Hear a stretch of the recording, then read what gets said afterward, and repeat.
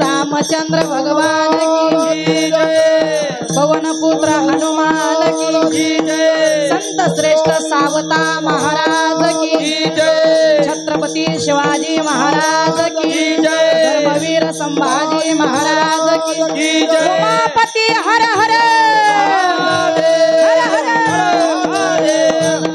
एवढा मोठा परमात्मा आहे, तो हृदयामध्ये राहतो. अरे शिकण्यासारखं सावता महाराजाकडून आतापर्यंत तिची आख्यायिका आहे बरं का. सगळ्याला कथा भाग माहिती. आतापर्यंत सगळ्या संतांच्या पालख्या पंढरपूरला जातात बरं का, सगळ्यांच्या जातात. पण एकमेव संत जगाच्या पाठीवर संत शिरोमणी सावता बाबा असे झाले, कोणत्याच दिंडीत गेले नाही. अरे दिंडीत गेल्यावर आपण किती परमार्थ करायला पाहिजे. अरे गात जागा काय वारीचा आनंद आहे हो महाराज. अरे आमच्या मानेगिरी बाबाच्या, आमच्या महिपती महाराजाच्या, आता आमची दिंडी माऊलीच्या सोहळ्यात 107 नंबरला असते महाराज. काय आनंद आहे महाराज. लाखोनी लोक. अरे ज्या ज्ञानोबा तुकोबाला लोकांनी खायला दिलं नाही, आज आम्ही ज्ञानबा तुकाराम संध्याकाळी गुलाबजाम एवढी ताकद देऊ. आणि ते पुण्याचे लोक काय वाटीतात महाराज. बयो बयो बयो बयो. आमच्या दिंडीतल्या म्हातारीनं 3 गोणे बिस्किट गोळा केली महाराज. पुण्यामध्ये 3 गोणे बिस्किट गोळा केली आणि ठेवायला माझ्या गाडीत दिली. हे मी लय हुशार, मी पुढच्या चौकात वाटून दिले. काय देतात ते पुण्याचे लोक महाराज इतकं.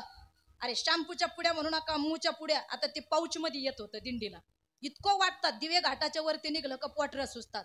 ते चोळायसाठी पुण्याच्या बाया क्लचर काय महाराज. खरं सांगते मी, इतके फक्त पुण्याचे लोक माणूस वाटीत नाही तर टोटल वाटीत. शॅम्पू म्हणू नका, ब्रश म्हणू नका, जर्किंग म्हणू नका, रेनकोट म्हणू नका, बिस्किट जे पाहिजे तो प्रकार, लाडू जे पाहिजे ते, क्लचर क्लिपा. अहो मी म्हणते मूच्या पुड्या अशा बारीक बारीक पाऊच मधल्या 5-5 रुपयाला पुड्या, त्या सुद्धा फुकट. अहो एवढंच नाही, आयोडकच्या पुड्या सुद्धा फुकट. तुम्ही ओमिनी जेली ते सुद्धा फुकट. पुड्या आमच्या एका म्हातारीनं अशा पुड्या गोळा केल्या आणि त्या दिंडीमध्ये टँकर खाली आंघोळ्या करावं लागत. त्या बाया 12लाच आंघोळ्या करीत, त्या झोपा त्यान पाठी 3ला परत उठून दिंडीत चालले. तर वळकुट्या 4ला आणि 5लाच टाकावं लागत महाराज. ती म्हातारी म्हणे बाई टँकरला लई गर्दी होती आज, खळखळ पुण्याच्या नगरपालिकेच्या पाण्यानं डोकं धुते म्हणे. 2 वाजताच गेली टँकर खाली, लाईट नाही लुईट नाही. पुण्यात लई शॅम्पू गोळा केला म्हणे, मी आता डोकं धुते म्हणे. घाई गडबडीत शॅम्पू म्हणून मुचीच पुडी घेतली. आज चोळी ती कातू दिवसभर माकडावाने उड्या मारित होती म्हातारी, अशी लाल जरच झाली महाराज. ऊन पडलं का म्हातारी उड्या मारायची. म्हणजे पुण्याचे लोक इतकं वाटे त्या का डोक्याचं लोकांनी भांगाला लावलं ना अंगाचं महाराज लोकांनी डोक्याला लावलं. इतके ते विचित्र. डगाबाई म्हणली बाया पुण्याचे लोक लईच वाटी. त्या शेवंत अक्का म्हणली म्हणूनच ज्ञानोबाराय ज्ञानेश्वरी ज्ञानोबाराय हरिपाटा म्हणले पुण्याची गणना कोण करी. एवढं वाटी त्यात म्हणे महाराज. काय सांगावं किती आनंद. ऐका बर का, आतापर्यंतचा इतिहास आहे. सगळ्या संतांच्या पालख्या पंढरपुरात गेल्या. सगळ्याच तुम्ही रिसर्च करा, स्टडी करा. सगळ्या संतांच्या पालख्या पंढरपुरात गेल्या गड्या. पण एकच संत जगाच्या पाठीवर असे झाले, शब्द नीट ऐका बर का, त्यांनी आपल्या कर्मात देव सापडवला. आपल्या कर्मात देव सापडवला आणि एवढं कर्म शेतीत केलं का पंढरपूरचा पांडुरंग आपल्या मळ्यात बोलवला. सावता बाबा ते नाही गेले. त्यांनी सांगितलं मी येतच नाही.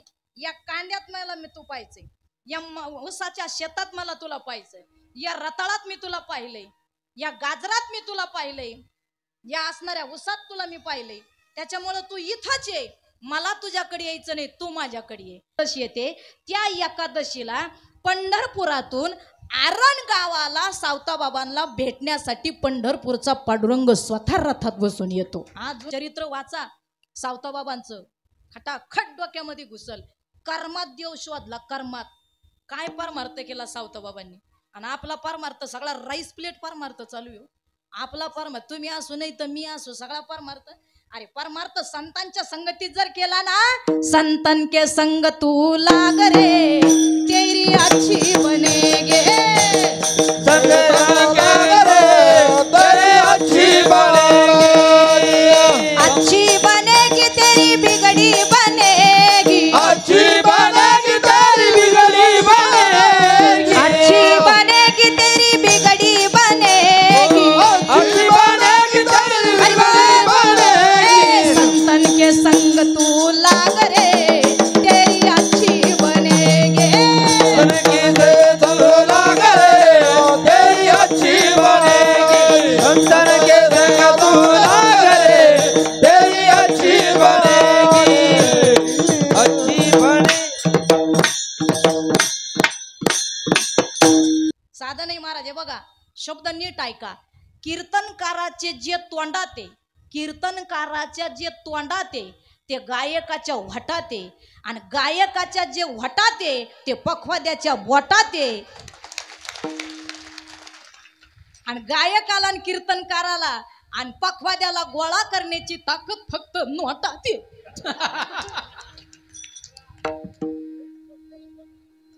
एवढे गोड कलाकार मला मिळाले ना, मला मी खरं सांगते हे प्रेम आहे म्हणून मी उभी बर का. रोजचे कार्यक्रम चालू आहे, लय आनंद वाटला मला. यांना पाहिल्यावरच मी नेहमी फ्रेश झाली.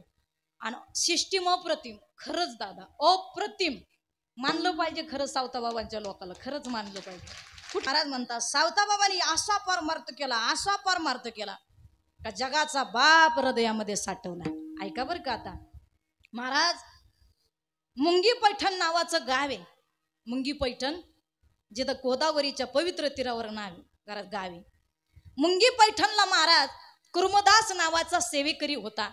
दोन्ही पाय नव्हते, दोन्ही हात नव्हते, आणि भानुदास महाराजांचं कीर्तन होतं महाराज गावात. आई मला नेह ना ग कीर्तनाला. बाळा तुला दोन्ही हात नाही, दोन्ही पाय नाही रे सोन्या, 22 वर्षाचा आहे तू, मला जड होतो रे राजा, रोज कीर्तनाला नेते. आता नको ना रे बाळा, आज मी खूप दमले. आई ए माय आज काल्याचं कीर्तन आहे, एकदा ने ग आई, परत बोलणार नाही आई तुला, ने ना ग आई. आई आज काल्याचं कीर्तन आहे, आणि मी जर काला ऐकला नाही तर आतापर्यंत ऐकलेल्या कीर्तनाला किंमत राहणार नाही. आईच्या डोळ्यातून गळगळ गळगळ अश्रू आले. 22 वर्षाचा कुर्मदास होता, दोन्ही हात नव्हते, दोन्ही पाय नव्हते. धाय मोकलून आई रडली, कुर्मदासा नेते बरं मी तुला कीर्तनाला. आईनं कुर्मदासाच्या डोक्याला तेल लावलं, कमरेला घट्ट अशी लंगोट बांधली, डोकं विचारलं, कपाळी अष्टीगंधाचा चंदनाचा टिळा लावला. खूप गोड कुर्मदास दिसायला लागला. आणि कुर्मदासाला आईनं खांद्यावर पाटकुळी उचलून घेतलं आणि फडक्यानं बॅग बांधलं. चालत चालत भानुदास महाराजाच्या कीर्तनाला कुर्मदासाला आई साहेब घेऊन गेल्या आणि भानुदास महाराजाच्या समोर कुर्मदासाला बसवलं. अरे जसं आईच्या तोंडातून अमृत पडावं, लेकरानं ते प्यावं स्तना वाटे, तसं कानाचं महाराज अमृताचं पान करून, डोळ्याचे कान करून कुर्मदास महाराज भानुदास महाराजांचं कीर्तन ऐकत होते. एवढं गोड कीर्तन झालं, काल्याचं कीर्तन झालं. आणि भानुदास महाराजांनी विचारलं, कुर्मदासा आज आपला काला झाला, आता उद्या आमच्या आषाढी वारीला दिंडी निघणारे, बाळा तू कुणाबरोबर आलास? महाराज आज मी माझ्या आई बरोबर आलो, मला ती खांद्यावर पाटकुळी घेऊन आली. बर कुर्मदासा आता काला खाल्ल्यानंतर घरी कोण नेणार? आता मी घरी जाणार नाही. का रे बाळा कुर्मदासा? बस आता कुठपर्यंत आईला वज द्यायचं? आता एकच इच्छा, तुमच्या बरोबर मला पंढरपूरला यायचं आणि त्या पांडुरंगाच्या चरणावर विलीन व्हायचं. कुर्मदासा दोन्ही हात नाही रे राजा, दोन्ही पाय नाही, कसा येशील? जसा माझा पांडुरंग नेईल मी तसा येईल महाराज, फक्त मला येऊ द्या. बरं भानुदास महाराजांनी सांगितलं ठीक. मंदिरात रात्री सगळे वारकरी झोपले, कुर्मदास देखील झोपला. विचार केला सकाळी लवकर आंघोळ करून दिंडी निघेल, मला घालायला कपडे कोणी नाहीये, कारण मला हात नाही पाय नाही, आपण कोणावरही वजो द्यायचं नाही.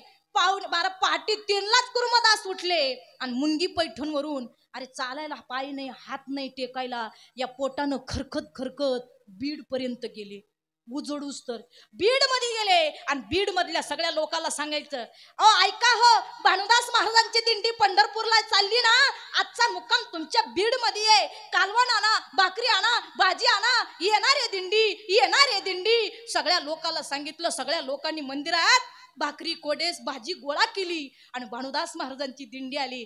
इतका आनंद झाला. कुर्मदासा कधी आलास रे राजा? महाराज तुमच्या बरोबर माझं चालणं होणार नाही, मला पाय नाही, मला हात नाही, हा जीवाचा त्रास तुम्हाला नको, वारकऱ्याला नको, म्हणून पहाटी निघून निघून लोटांगण घेत घेत या पोटावर सरकत सरकत आलो. कुर्मदासा बाळा काय तुझी भक्ती. सगळे वारकरी पोटभर जेवले. पहिला मुक्काम बीड मध्ये पडला. सकाळी लवकर वारकरी उठणार, निघणार. कुर्मदासाने विचार केला आपलं वजन कोणावर द्यायचं नाही. कुर्मदास सकाळी पहाटेच उठले दिंडीच्या आधी आणि पंढरपूरच्या नाम भगवंताचं नाव घेत विठ्ठला विठ्ठला पांडुरंगा खरकत खरकत या पोटानं. अरे दोन्ही हात नाही, दोन्ही पाय नाही. विचार करा ते लेकरू कसं चालत असेल. अरे पोटामध्ये खडे घुसायचे, पायाच्या बारात ते जिथं मास्कंड होतं त्या गुडघ्यामध्ये खडे घुसायचे. हात नाही, पाय नाही. अरे असं लोटावं तरी जाता येत नव्हतं. लोटत लोटत लोटत पहिला दुसरा मुक्काम मांजूर सोंब्याला आला.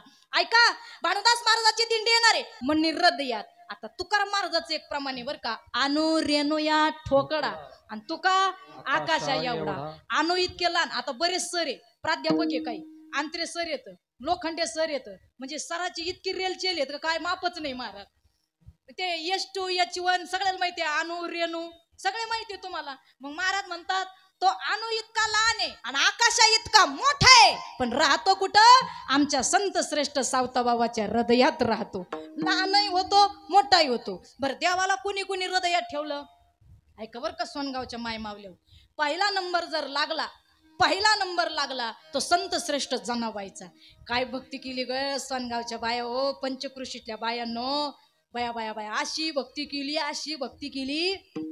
जगाचा बाप जनाबाईला दळू लागायला आला. देव देव धरिला धरिला पंढरीचा चोर, धरिला धरिला धरिला धरिला पंढरीचा चोर, धरिला धरिला धरिला पंढरीचा चोर, धरिला धरिला धरिला धरिला पंढरीचा चोर.